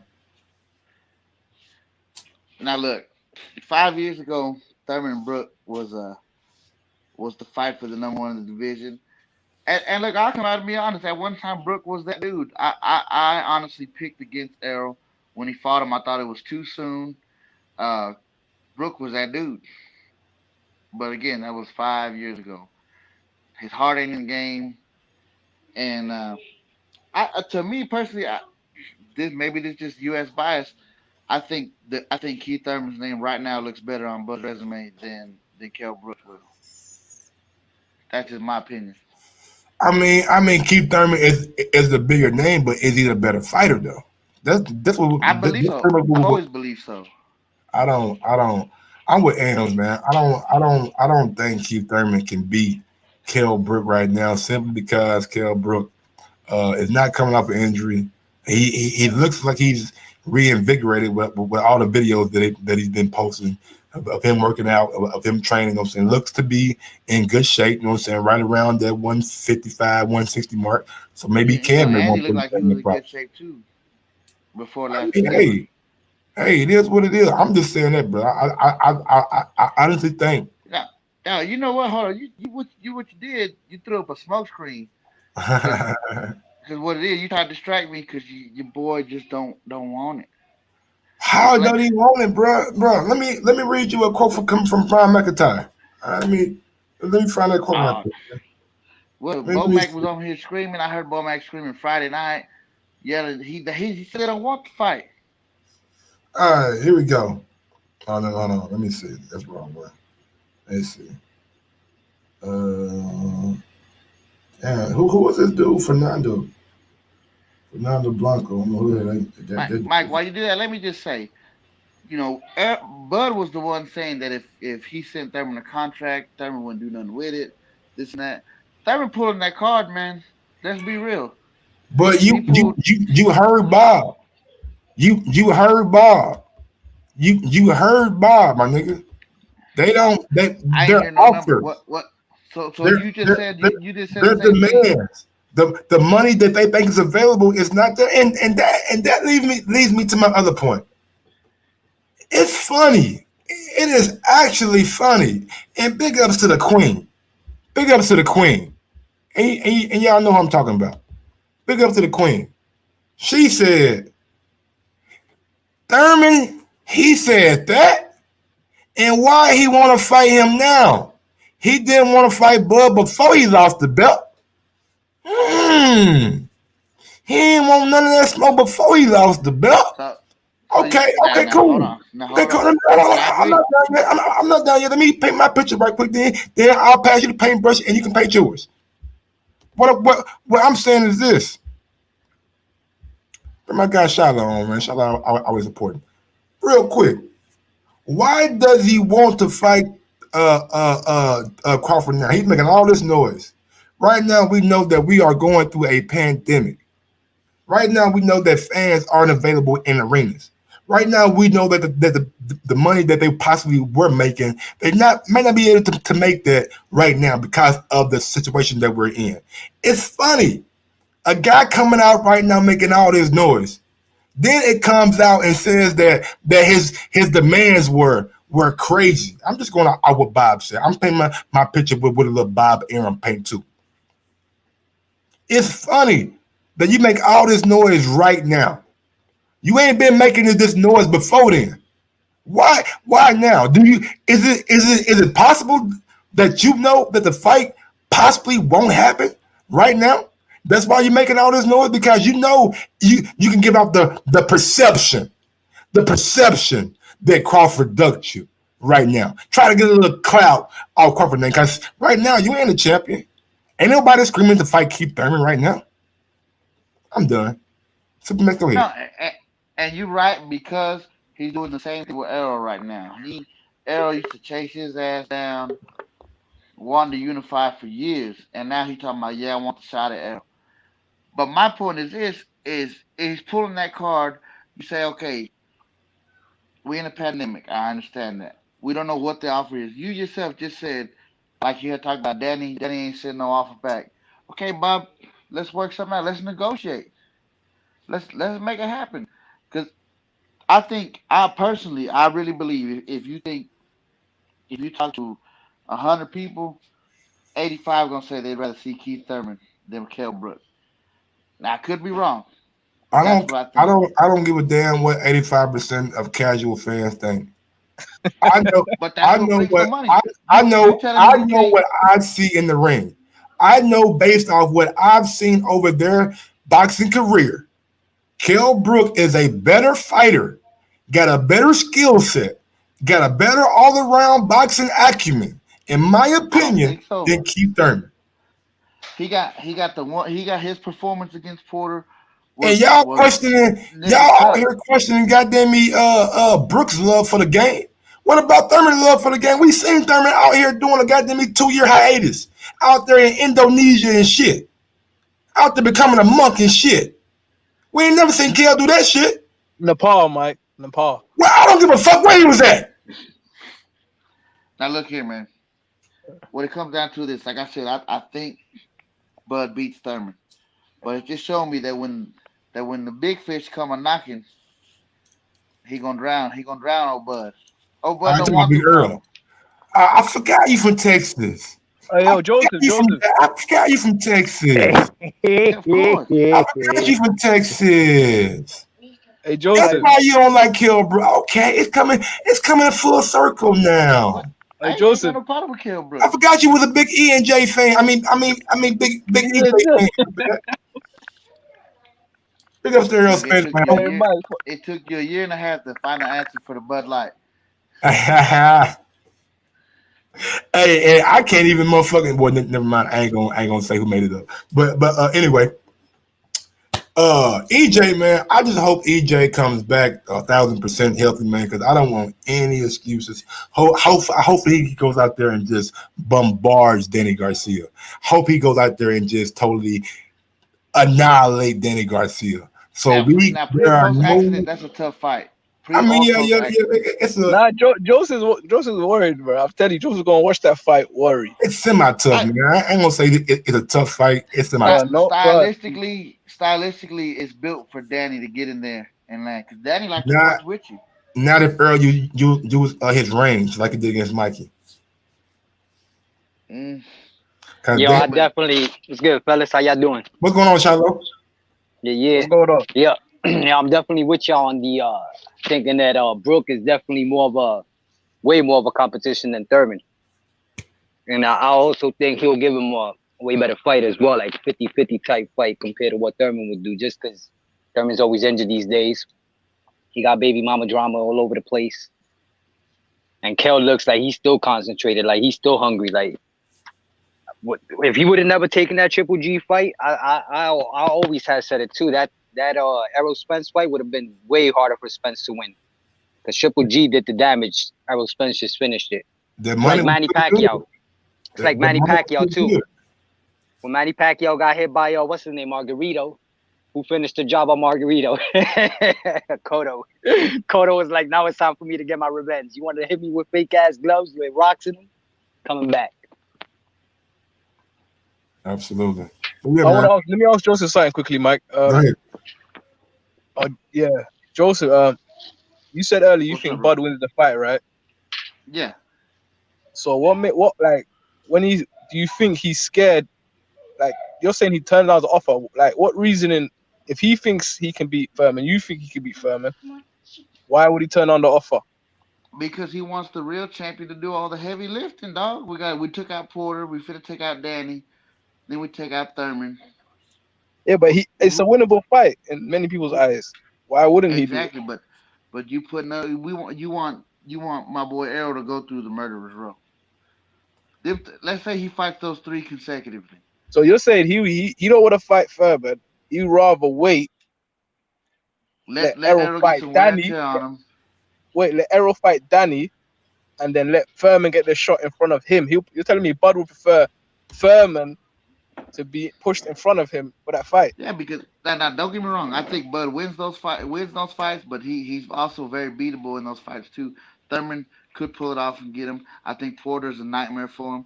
So he's Of waiting course, on but Pacquiao. we're trying to get to the logic of the duck. Like, what's exactly. the logic behind the duck? Put Is wear it and tear. Put wear and tear on Earl. Try to get him to take those tough fights back so to he's back. trying to While how you old is kicking Bud now, back. Mike? 32. So Bud is trying to wait till like 34, and Errol's taking more fights. Is that when you think he's going to be ready to? Hey, can y'all see that screen? Can y'all read that? Can I read that? Gaslight on the bread, blinking. My boy getting desperate. Who are you talking about? You know he's talking about He must be talking about Thurman. The dude said.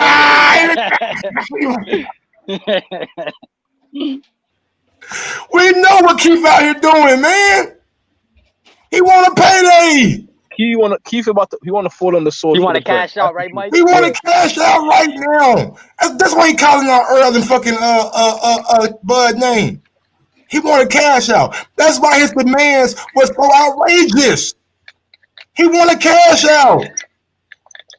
He ain't trying to get no smoke. He's trying to get an ass whooping. Yo, Mike, That'll be crazy too. A cash out. Mike, I gotta Yo, be hop safe, off, bro. But let me just say, appreciate you bringing me on, man. It's been a minute since we got to go back and forth on the Bud thing. Hopefully your boy finds his way to the fight one day, and we can I can send you a nice case of Bud Light and watch Bud get his ass tore up by the big fish one of these days, man. But hey, appreciate you letting me on, Mike. Do your thing, bro. I'm glad to see you doing good. And y'all stay tuned. Y'all like and subscribe to this channel, brother.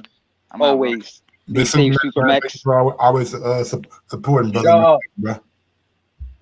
Have a good one. But yeah, man. Keith just doing what Keith do, man. We know the game plan. But Mike, what's your opinion gonna be if you don't take those fights? We need to hear that. But I mean, I believe the Kell Brooks fight is the most realistic fight out there for Terrence. I believe that fight can get made, and hopefully it will get made. That'll be a good I fight. feel like that's the best fight for Terrence right now. Despite Cool. But what's your opinion if you don't fight them? I mean, I gotta see what's placed in front of me. If it's Patrick Teixeira, I'm not mad at it. He'll fight. He'll 4 division world champion now. Can you imagine? Yeah. So, I mean, if you give me one of those 3 options now, it can't be Ray Robinson now. It can't be nobody like that. If it's Ray Robinson, it ends up being Gary Russell for real. If it means Gary Russell, I'll die. I don't care. I'm buying the shit, man. I'm buying it. I'm still buying it. Gary Russell, I mean, Gary got to get it, man. Gary been talking a lot of shit. Yeah, Gary entertaining, bro. I wish his division give him a fight, bro. Yeah, me too, man. I hope somebody. All them little guys is avoiding him by the sounds of it. They all are, bro. Look at Leo Santa Cruz. Leo Santa Cruz was running for years. Just like he was running for fucking what's his name? Rigo. Yeah. But they ducked Rigo successfully. Oh, you saw who Rigo's gonna fight too? Not Rigo, Chocolatito. Who he fight? Oh man, I just saw it on Twitter too. It's supposed to be somebody good. No, I haven't seen it. He a champion now, but basically Dane Dubois got another opponent. It's some nigga named Ricardo Snyders. Bro, I want to see the Lottie rematch, bro. I know, right? The Lottie, that was a little banger fight. Them guys were swinging it out.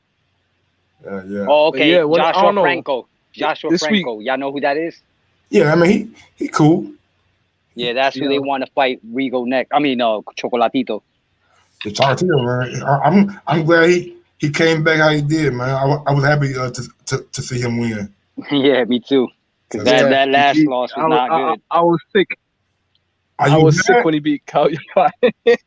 Man, boy, he beat the shit out of Calvin 5, man. Calvin 5 didn't have a chance, my nigga.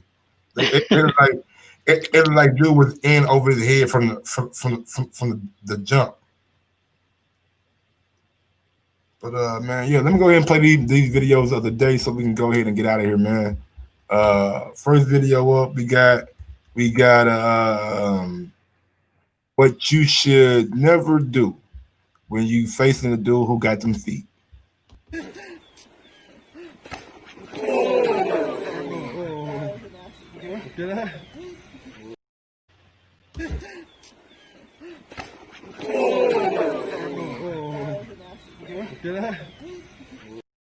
Man, he caught that nigga with a vicious goddamn big kick, boy.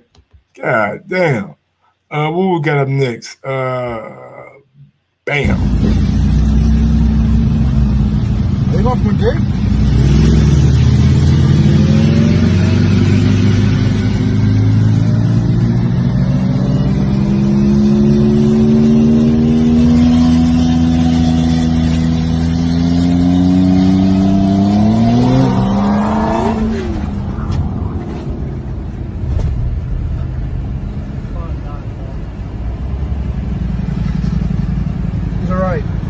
Check on him. Boy, God was with him, goddamn. I don't give a fuck what nobody say. God was with him. That boy did like 3 front flips, and he got up and walked away. And last video that I got, man, I do not think this guy is in high school at all. Like there's no way this guy is in high school. Don't talk that. That's one of your bad. That's one of your bad. Fireball.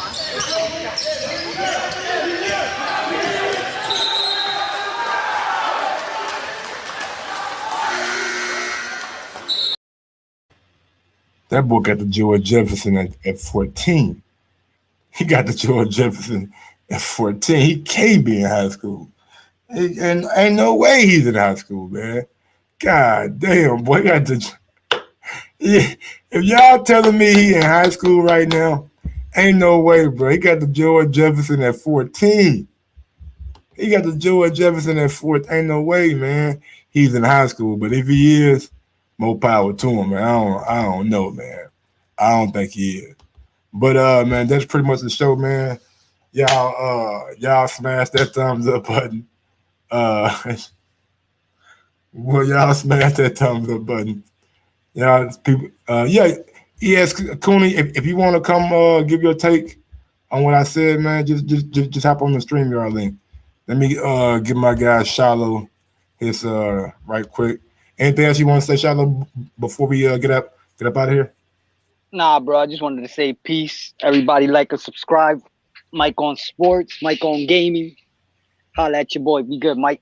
All right, Shiloh, my guy, man. Be easy. Big up to my guy Shiloh, man, for always supporting, you know what I'm saying, supporting both channels, supporting me, supporting the brand. It is what it is, man. Big up Shiloh. Anybody else want to join on the Wolf? Yeah, go ahead and get your spiel right quick, before I go ahead and head on out, big dog. Nah, I left already. I just came back because I know. I figured like you. Go ahead. Why you do that high school kid like that, bro? I didn't do him like that. I didn't record the video. That man out here, nigga. That man out here, I don't know. The hard life, Mike. Come on, man. Hold on, bro. Hold on, man. Y'all, I don't think I've seen this shit, bro. Look at this man here. Ain't no way he in high school. Don't talk that. That's one of your bad. That's one of your bad. Fireball.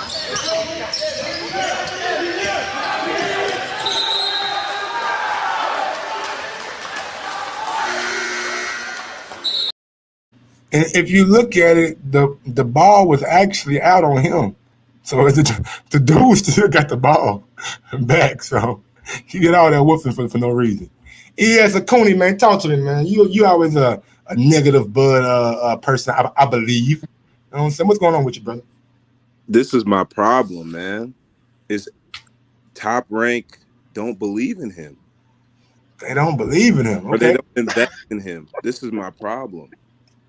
This is my problem. Explain. What do you mean? So this whole narrative that he's getting ducked and all this other stuff. Why is if this is exactly Hey, I'm what we all gonna watch it. this is exactly what we all wanted. We wanted other some of the PBC guys to say, I want the fight, right? So he goes to they go to Arum, and Arum goes to the media the next day saying they overpriced themselves. When Top Rank said Danny Garcia turned down the $3 million, everyone said, people on Top Rank's side said, why didn't Danny negotiate? But now, instead of negotiating, Arum just goes to the media and says Thurman overpriced himself. Why? My point is I always said this from the beginning. It's never been about Bud being scared to fight people. He's a fighter. It's about his team, his management has decided to say, we're not going to risk him until he fights Spencer Pacquiao. And in the interim, we will just make it seem like other guys are ducking him. And then if Spence wins all 3 belts, or if Pacquiao wins the belts, then we'll chip in and get a slice of the pie. And up until then, we'll take fights that we know Bud will crush the other guy. That's been my problem from the jump. And it's annoying that Bud just sat there and went with it. But he's also a fighter. He's like, if this is his management, he trusts them, then he trusts them. But that's clearly what's happening. It's clear. I would have to disagree when you say that that they don't believe in him, or they don't. No, I'm saying sorry. It's not that they don't believe in him. They don't invest in him. They're not invested in him. No. So them sending Danny Garcia offer, but they're not them trying to invest or risk since Danny's this great fighter, risk Terrence Crawford. No, I seen Danny offer. What I'm saying is, brother, I will let you. I will let you a rebuttal. I just need a yes or no question. I mean, answer yes or no. Was it them investing and risking when they sent Danny that offer? No, the level, the offer that they gave him, no, that shows me that they weren't serious. No. So starting at what, $3-4 million, it's not a serious offer. So there's no room for you to come back.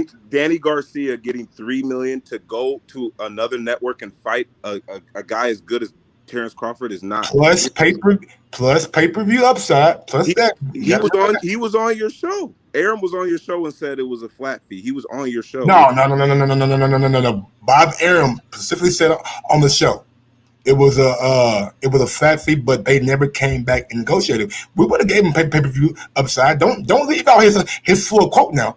Don't leave out his full quote now. That's my point, though. That's my point. Like, Arum knows how to do business. He doesn't. And as a businessman, you do business accordingly. It's about making money too. Like, don't get it twisted. Boxing is a sport disguised as a business disguised as a sport. First off, but all I'm saying, back to the question. So by them sending Danny offer, you don't think they were trying to risk or invest him? So you said no. All right, cool. They were posturing. That wasn't real because Amir Khan got more. Because Amir Khan probably negotiated more, and they probably got more international money, so that lended them to give Amir Khan a bigger offer. You know, Amir Khan got the same manager Danny Garcia got, right? And you know, Amir Khan over in the Middle East is kind of a big deal, right? So I'm just saying. The nigga made real quick. He made $7 million fighting a dude from 130. No, from 130. I'm just saying. In the Middle East. So Al Heyman didn't think to negotiate with Arum if he think I'm just not going to negotiate with Danny, but with Amir Khan I will. Al Heyman doesn't know that. Nobody got back to him. Maybe Danny and them had already had a plan. Maybe because at that point in time, Danny fought Porter for the vacant. Coming off a loss, right? He fought Porter for the vacant though. Yeah, he was coming off a loss. So maybe they planned. But even when he lost the vacant, there was no renegotiating with Bud. They didn't mention Bud's name. Okay, this is my thing. And let's get to Keith because you brought up Keith. At this point in time, why is Keith out here making this statement? He started it. I'm gonna let you rebuttal. He started it on the media. You talk about Bud. I'm talking about Bob running to the media. Keith call out was on the Last Stand podcast, and before that, it was on a fucking IG video that he did with Miguel Flores. Did he not reach out to Arum and his team? Did he not do that? He didn't reach out to him. But according to Arum, we don't know the dollar amount. No, but he did that, right? He did that. But so did Arum reach? So when Top Rank real quick offered to Danny Garcia, did it go to Danny Garcia's trainer or his manager? It went to his dad, I believe. Is that Al Heyman? Oh shit, his daddy ain't got Al Heyman no. What did Danny Garcia say? If you want to fight me, call Al Heyman. Man. No, it's true. We ain't gonna act like goddamn it, Al just somebody you can just call up at any time of the day. Okay.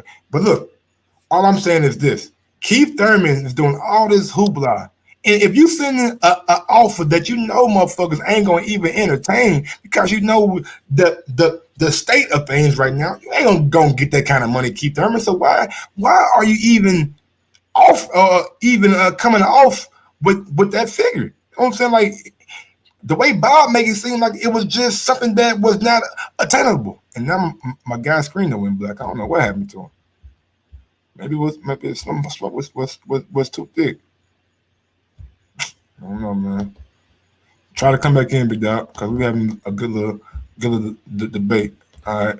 But yeah, man, at the end of the day, man, I don't understand the logic behind it. You know what I'm saying? They're not investing in it, but I think that's a fictional story that I believe Top Rank is maybe not investing how they are investing in Fury, but we all know that the heavyweight division brings a different kind of money to the pot unless you are a big time star. Here you go. But go ahead, man. No, so this is the consistency, right? Like, so yeah, Thurman, right? You're saying Thurman might have overpriced himself. He might have. I don't know. But my problem is in a day, Top Rank is just gonna come out to the media and say, no, the Thurman fight is not happening. That's not. I don't think he said that. I think that's what he said. No. If you go back and read the quote, he said the Thurman fight is a terrific fight, but they outprice. And you know, come on, man, you've been around for a long time. You know how promoters play and how managers and coaches play the media. They saying this in the media, trying to sway things on their side, where they're probably still negotiating, man. Like, come on, man. Like, we don't know what's going on, but behind the scenes, just because Bob's saying something out in the media, don't mean that it's 1,000% accurate. They could be still having things going on because his first statement of the paragraph that the Thurman and Crawford is a terrific fight. So that tells me shit. He kind of want that motherfucker. Okay, if you want it, then why are you going to the media saying Thurman's asking for outrageous things? That's how you negotiate, man. One day, man, you'll get it, man. The media. No, I do get it. The media holds a lot of sway. Right now, we're doing shows about it. You know what I'm saying? So right now, we're getting shows about it. So when Arum goes to the media, they checking the temperature around the motherfucking globe, see what people are saying. For real. No, I understand. So when Arum goes to the media about T.O. and Loma, what was the object? The object of that was for people to realize, to turn on T.O., right? Yes. But Loma being Loma did shit, some G shit. The object of it was for people to turn on T.O. Yeah, right? But Loma being Loma did some G shit. Like, he won a little extra $250,000. That actually, and that actually didn't even happen. ESPN just made the pot a little bit bigger. My problem is so Thurman is doing what everyone has been asking. This is like, but to me, Top Rank should be going out of their way to get these fights for Bud. It shouldn't be a thing. Oh, these guys who are already getting all what the fights. Kind of value is Thurman holding though?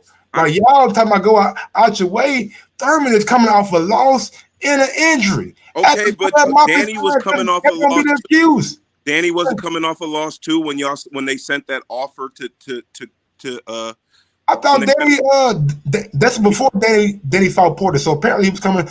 He was coming off a loss, but it was cool. Who he lose to? Sean Porter. They sent the offer before he fought Sean Porter. No, it was after. It was. No, it was not. No, it was. I'm telling you. It was No, right before he was. I've already done research.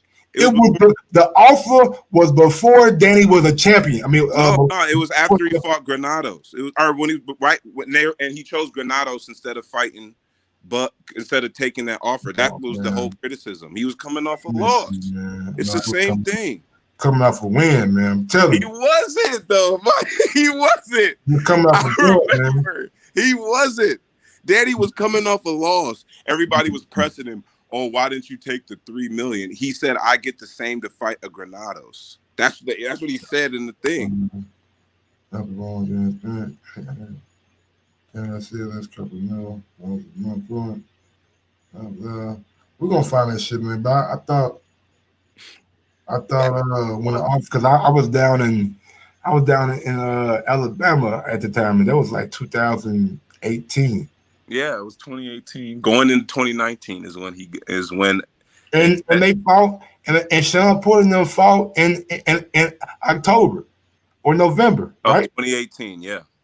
So I was in Alabama in October. Me and Ness were actually riding home when we got the call. You know what I'm saying? And he spoke to Danny Garcia's dad. So the offer was before the Sean Porter fight. I don't think it was, man. I'm just giving you what, you know what I'm saying, the actual factual events. I'm probably 99%. If they fought in November, like, let me look and see when Danny and them fought. Let me see. It might be October or September. I don't remember. Garcia first, Sean Porter. Let me see. When they fight. September 2018. All right, so it was after. Okay, it was after. And but that's cool. And he sends $3 million to Angel Garcia like he don't know who Danny Garcia works with. My thing is if Top Rank is trying to make the fights for Bud, we don't have to sit here and go, the B side needs to do this. The B side needs to do this. When Wilder was looking for fights, he didn't get AJ, right? He didn't just sit there and not do nothing. He went and got Ortiz. He went and got Fury. I'm saying Top Rank needs to show the same investment in Crawford as a star. When Spence couldn't get Thurman, he didn't just sit there. He fought Brook. Because he's on a stable where it's a welterweight. So do different. You gotta do. It's different, bro. How you gonna say it's what you gotta do when I mean Bud just fought Mean Machine. He was undefeated. Fought Jeff Horn. Fought Jeff Horn. Fought Jeff Horn who beat Manny Pacquiao. Fought Jeff Horn who beat Manny Pacquiao. Fought Amir Khan. I mean, he's fighting guys, dog. I'm saying who needed the Khan fight? Who needed the Benavidez fight? Nobody needed that. I mean, nobody needs the fucking Gary Russell fight either. But it might happen because Gary chirping. When guys chirp, you got built-in beef, and you can't tell me that build up from the workout to the weigh-in. There wasn't no entertaining build up. And you watch the fight. And you watch the fight. And you sit down and you watch the fight for the whole 4 rounds. Crawford is a great fighter. I always will watch his fight. Exactly. My problem is you can't sit here and you act like the fight wasn't a good fight and it didn't give you the finish that you wanted. This is another thing, right? So Top Rank is gonna sit here. They're gonna have him fight B-level fighters. And instead if the A-level guys ain't playing ball in the proper way, it's business. So simple as that. I don't give a damn who Crawford fight as long as he fights Errol Spence. Okay, this is my thing, right? So we're gonna sit here and we can give the fans B-level fights, act like these other A-level champions or A-level fighters are ducking him, and then wait for Spence. That's bullshit. That's the way of the game, man. That's the way. If Danny and them not willing to do business in the right way to where it's beneficial to both sides during this pandemic, that's what it's got to be. Why are you just assuming the other guys is not doing shit though? What about Thurman's career tells you if Bob and motherfucking Al can make Fury and Wilder for all that money, they can damn sure make Danny and Terrence. Come on, man. And they're not. And one side is doing the play ball, but the other side is showing you they have a plan for their start already. They're showing you that, bro. But this is my thing. Look at why are we questioning the people who have the resumes? Danny is the one. We question. I'm saying Danny, Thurman, they're the ones who are actually fighting people. I think this both needs to show up. What's Danny's biggest win at 147 since Danny got the resume? He is fighting them. I don't care if he wins or loses. He's on PBC. He should be fighting them, brother. So why are we thinking he's scared? He should be fighting them. What you talking about? He's on PBC. He should be fighting them. So why do we think people are scared of Terrence Crawford? They're fighting tough fights. Who said that anybody was scared of anybody? That's I'm saying these dudes don't want to fight him. That's exactly. They don't want to fight him. They don't want to lose to him. See, this is exactly you ain't gotta be scared to not want to lose to somebody. This is how all of his fights are marketed. Oh, Crawford is fighting this guy we never heard of because Porter doesn't want to fight him, and Danny doesn't want to fight him, and Thurman doesn't want to fight him. Thurman is called him. They never said during a fucking pandemic. Conveniently, Garcia is happening. Conveniently, hold on, real quick. You call a man during a pandemic to do a cross promotion. Garcia happening. Can I finish? Spence Garcia happening. They're on the same label. It's a pay-per-view, right? They're on the same label. What's that? Cross promotion is different. You call them out during a fucking pandemic. Knowing good and damn well the money that you made against Pacquiao ain't gonna be there for Terrence Crawford. Thurman knows you know good and damn well, man. And then you've been saying Bud ain't a true 147er. I didn't say that. I didn't say that. Keith Thurman said that. You ain't gotta say it. Oh, okay. You said Keith Thurman said that. You ain't gotta say it. I mean, bro. And we rewind last year. You ain't want none of. You wouldn't mention the Terrence Crawford name. You would say, "Oh man, I'm coming off an injury. Let me get back to where I was. Damn, y'all want me fight Terrence Crawford right now? I'm trying to get back to where I was. What's different right now, nigga? You're coming off a loss and an injury. What's different right now? This is what we What's different right now? Why do we want answer that question? To do this? What's different right now from last year? He doesn't have a belt. Exactly, and that's convenient too. So you don't want Thurman to ask for the fight. You don't got a belt now. So you don't want him to ask for the fight. Work your way back up. That's why I tell him. Work your way back up. So you don't want Porter to ask for a fight either, right? Porter can get it. Brook can get it. Thurman can get it. So okay. So if they play ball. When Crawford play ball, bro, it's a fucking illusion for you guys. No, it's not. To make you guys think that Thurman really wants something that he don't. Well, Thurman is not. We think Thurman don't want to fight. Why would Thurman be scared? He don't want that, bro. Trust me. He out here motherfucking selling wolf tickets, man. Why would Thurman be scared of Crawford? Why? I'm not saying he's scared of anybody, but going in that fight, you know, if you lost to Manny Pacquiao, so Crawford finna put balls on you. So he calls Bob Arum and he doesn't want to fight Terrence. All right, man. How does that make? All right, bro. He has to contact Bob Arum, I guess. Cool. But why are you saying I guess? Bob Arum said they talked. I'm saying cool. Bob didn't name nobody, so I don't know who to name, my nigga. No, it wasn't Keith Thurman. I don't know who to name. I called him. I don't know who to name, my nigga. So I can't call him by name. So Thurman's team did. Somebody, a representative of Thurman hit up Bob Arum. Cool, I guess. All right. Why are you saying I guess he didn't do it? Because I don't know. I wasn't there, my nigga.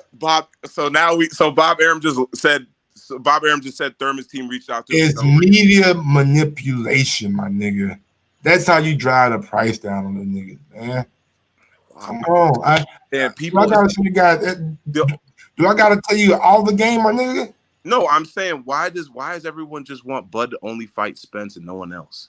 I want to see. That's the fight that everybody wants to see. Why are we waiting on it? Why Spence just got into a car crash, bro? I don't know. Maybe before that, I'm talking about before the car crash. Okay, this is true, right? This is true. Spence versus Crawford, is it bigger than Wilder versus Fury? Say what now? Is Spence versus Crawford bigger than Wilder versus Fury right now? I believe it is. I think people got more intrigue in it. If you just get on like social media, like that's the fight that people want to see. Hardcores, man. No, it's not, man. It's on fucking First Take all the time. No, it's not. Anytime it's not on First Take. Anytime a dude asks Max about, hey Max, what's the next big fight in boxing? They know Max a fucking boxing guy. A fight that has to happen is Crawford and Spence. Okay. It has to happen. So you realize all the media, even the journalists on Top Rank's side have said Wilder versus Fury didn't do as good as it was supposed to do. Okay. Wilder versus Fury, as big as that fight did, before Spence crashed. Fury's not an American, my nigga. Hold on. So Wilder versus Fury did 800 and whatever, right? Mm-hmm. Spence now, ever since fighting Porter, Spence could consistently do like it was like 350, 300. So he's building, obviously. What is Terrence Crawford also building that fight? What is he doing to build? What is he doing? Now you could also do the Triple G Canelo comparison, right? Triple G didn't do great on pay-per-views, but with Canelo they can do. It don't matter what they did because no, I just alluded to it. I just gave the example because Triple G didn't do good pay-per-views, but then when he matched with Canelo, they did great. Because so that is very true. Dance partners matters. But there's a difference in even that comparison. We got two promotional companies that need to get paid. When Triple G and Canelo were fighting, they were on the same network. These guys are not on the same network. That means the fight has to be monumental if both promotional. No, man, once they get announced, man, the buzz will get behind it. If they do it, if they treat it like a proper pay-per-view event and give it 3-4 I hope months. You're right, but that just to me that don't tell me Spence and Crawford not happening is not like one guy is doing something holding the fight back. It's not clear that it's clearly worth the money to both sides yet. It makes sense that PBC would match Spence and Pacquiao before that happens. Like that, do you want a company to just do dumb? Let's see. I doubt Pacquiao take a Spence fight without taking a little tune-up fight. That might be true. You might be right. And if he takes a tune-up fight, then that's his last fight on PBC. That might be true. But it also doesn't. I mean, if you're PBC, you're gonna try and make that fight first. I think PBC gonna make Pacquiao and Mikey Garcia. I agree. I think that will happen next, and I don't think Pacquiao. I think Pacquiao is willing to fight a Crawford or a Spence. You just have to pay him a shitload of money. I don't think Pacquiao gonna fight. Yeah, he's gonna have to pay him a shitload to fight Spence. and so it's just like I just want to see Top Rank do like what PBC did for Wilder, overpaying to keep him off the zone, putting Ortiz. Or paying Showtime, paying for the Brazil fight, all that money. I want to see Top Rank do that for Crawford. And what they do for Showtime? Huh? And what they do for Showtime? What? What are you saying? And what did that do for Showtime? I mean, they got Wilder on Brazil in Brazil. They didn't get Wilder for it too. So you don't want Top Rank to invest in Crawford then? I mean, what I'm saying is, bro, if you, I'm saying, like, I want them to take the risk. You brought it up. You brought it up.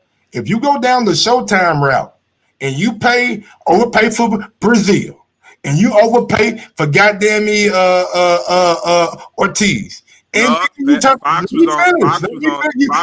it up, not me. Ortiz was on. I don't want to meet you, my nigga, but I got power to mute you, nigga. So be quiet. When you goddamn me overpay for motherfucking Ortiz in Brazil, and you turn around and don't get the biggest fight, that's the kind of investment you want to make. That's stupid. I don't blame Top Rank for not doing that. You're gonna cripple yourselves, and that's what has happened to Showtime boxing. They do the lowest numbers. Period. It's motherfucking public knowledge knows, and you can go look it up. Like anytime Devontae fight on Showtime, his numbers not great. They invested in Wilder and they didn't get the biggest Wilder Fury fight. Come on, man. You hustling backwards. You just paid Wilder $20-some million, and then you didn't even get the biggest investment in return. They let him go fight on Fox. Go ahead. The Ortiz second fight was on Fox. No, it was on Showtime. It wasn't. I promise you. It wasn't. Ortiz 2 was on Fox. I watched it. It was on Fox. It wasn't on Showtime.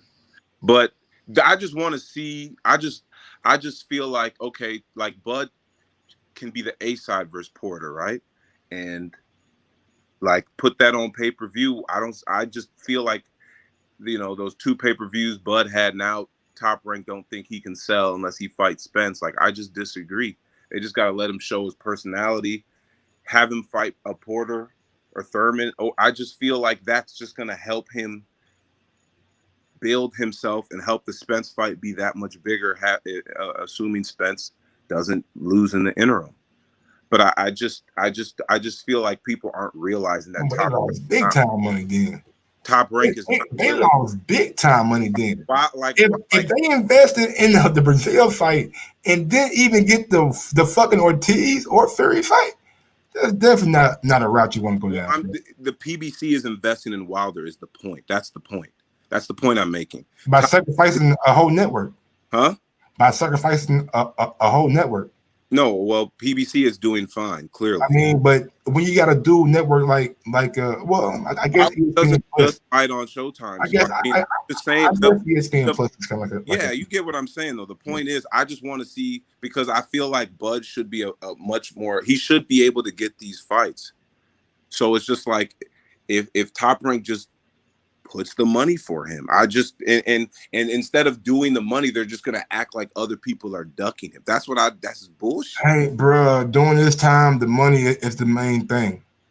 Especially in the time we are now. So I understand. I see you saying that but right now the money just ain't gonna be there for some of these guys. Why? You can just put it on paper. What is Thurman bringing to the table? He's coming off an injury in the law. You ain't telling me nothing. What is Thurman bringing to the table? What do you bring to the table, bro? Thurman is the highest. Thurman has the best views out of any guy on Fox. First of all, what is Thurman bringing to the table? His resume, legitimacy in 147. Well, do we want to? He's coming off an injury. What did Jose Benavidez he bring to the table? Beat the dude that Thurman lost to. What does Jose Benavidez? Come on, bro. He beat Jeff Horn. What does Amir Khan? Thurman lost to Pacquiao.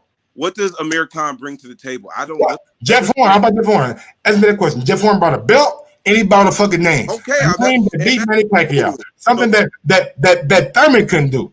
Thurman couldn't even beat Pacquiao. That's cool, right? So he beats Jeff Horn, then he just doesn't fight anybody now. So Spence beats Kell Brook. Wait, no Spence, baby. Wait, no Spence. No need to fight Thurman. I fight Kell Brook. Bring Kell Brook. Kell Brook is way better fighting than Keith Thurman. Kell Brook has made welterweight in 3 years, bro. My nigga, he fought at 150 his last fight. Is that 147? It's 3 pounds away. Oh, but it's not 147. It's 3 pounds away. Okay, and he's beaten 2 tune-ups. Cool. And he looks fit right now. I bet he make 147 right now. He looks fit right now. This is what I'm talking about, man. I don't know why people want to see Bud fight everyone. I don't get it. When Spence couldn't get Thurman because it made a damn good name. When Spence couldn't get Thurman, I don't know why people think Thurman ducked Spence either. That was just stupid. But when Spence, no, he didn't. He ducked Spence, bro. When Thurman was, he ain't called out none of these niggas' names until he lost his belts, my nigga. Let's be real. When he Thurman mentioned Errol Spence's name until he lost his belt. He said, "Oh, Errol Spence, a couple months ago. Oh, Errol Spence got to come see me now.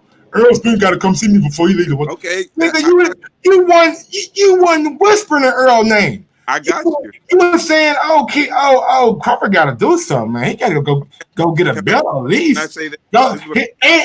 Hold on. Keith Thurman, exact words, bro. Let him fight Keith. Let him fight Amir Khan or something. Give him some kind of like a legitimate person or something. Man. He got to go do something. That's what Keith Thurman words, not mine. No, you're right. That's Keith words.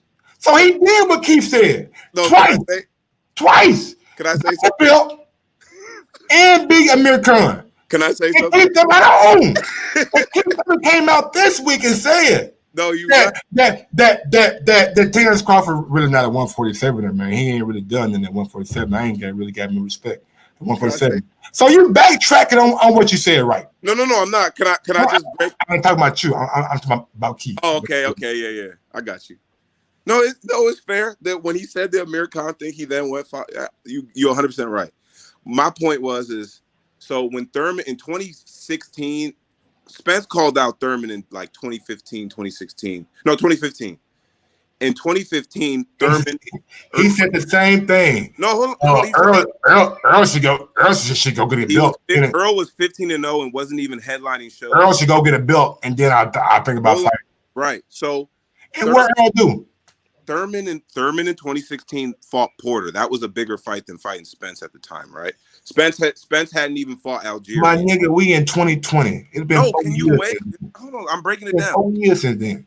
I'm breaking it down, right? So Thurman fought Porter in 2016. Spence had just started headlining shows. PBC is not going to make their best two welterweights fight when one of them isn't even headlining Correct shows. me if I'm wrong. In 2016, Earl Spence fought on NBC and did about $5 million, right? No, let me finish. Let me finish my point. You're right. So Spence hadn't fought Chris Algieri and Leonard Bundu, right? PBC knew that Thurman and Spence was their best welterweight fight they could make. We all knew that, right? Spence hadn't had his real step up fight yet. Where were you from? Huh? Where were you from? Michigan. Okay. Spence hadn't made their best fight yet, right? If I'm PBC, Thurman is fighting Porter, hadn't fought Danny yet. Danny was his biggest fight. Spence wasn't his biggest fight at that time. So Spence fights Thurman fights Porter, and Spence then moves to mandatory for Kell Brook. Because PBC said we can get that belt, bring and have a monopoly. Then Thurman fights Danny, and Spence still hadn't even fought Brook yet. So how can Thurman be ducking Spence when he's fighting bigger fights at the time? Then Thurman elbow gets fucked up. Mm-hmm. Spence gets Spence beats Brook, and Thurman's out for 2 years. Mm-hmm. I just don't. Spence did a good job of making people think Thurman was ducking him, but you can't duck someone by fighting bigger fights. It doesn't make sense. You can call them bigger fights. You can call them what you want. It's true. But at the time, I don't care what anybody say. If they would have made Earl and Danny, at that time, I think Earl would have beat Danny. You know what I'm saying? I'm not. That's a different argument. I'm not talking about who would win. If the fight's not there to be made, you can't duck it. Al Heyman wasn't trying to make the fight. And the fight ain't there to be made for Bud and Thurman, because Thurman is out here doing crazy shit, man. I'm happy that Thurman. If you can't recognize a nigga blowing smoke to you, then I don't know what else we can debate about, bro. He coming out after he loses his belt during the pandemic and retract on everything that he said prior to him having a belt. Retract on everything that he said prior to him having a belt. The man out here selling wolf tickets, bro. He want to fight. He want a payday. He want him goddamn. Did you guys see what Earl said to him? Earl said he's chasing a bag, basically. No, the money must be running out. Okay, so he wants to fight then, right? So he wants to fight then, right? The money running out, he wants to fight. Exactly. He want to fight, man. And the demands are ridiculous. How do we know his demands are ridiculous? Bob said they might be. I'm riding with Bob. But all right, man, I'm just going almost 2 hours, man. Anything that you want to say, man? Nah, man, I appreciate it. It's always, I appreciate the show. I'm gonna keep supporting it. So thanks. Man, anytime you want to come on, man, you're more than welcome to do. All right, man. I appreciate it. I love. All right, y'all. Big ups to my guy ES Akuni coming in with that smoke out of Michigan. You know what I'm saying? Pretty good debate. You know what I'm saying? Had me on the ropes. You know what I'm saying? There for a second, I was damn near out. Nigga. Then I remember what Keith said. Then I came with the uppercut. You know what I'm saying? Left hook AJ style and took him out. But y'all know what I do. Y'all know what I'm about. 2 hours strong. Till next time, Mike on Sports. Yes, sir. Oh yeah, drop that beat on him.